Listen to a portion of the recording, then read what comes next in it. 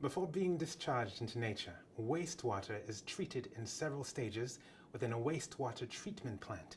Now, the first stage of the treatment process is pretreatment, which is itself divided into several sub-stages. So we can ask ourselves, what is pretreatment's function? What stages does it comprise? Well, this is what we will see together. As mentioned previously, pretreatment constitutes the first stage in a wastewater treatment plant process. Its purpose is to remove coarse material, solid waste, grit, and FOGs, also known as fats, oils, and grease. Now, this stage is essential in order to prevent fouling in pumps or settling of grit. Remember that there are several stages to pretreatment, and in this order: screening, grit removal, fats, oils, and grease removal. Let us now see how the different stages of pretreatment and related equipment work. Screening equipment, called screens, consists of a grid with parallel bars immersed in wastewater. Water passes through the screen, whereas waste is held back. Waste is then recovered by a rake driven by a mechanical system.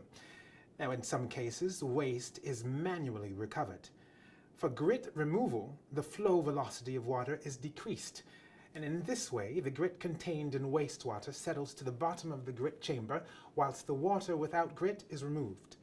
Grit removed during this stage generally has a diameter of more than 200 micrometers.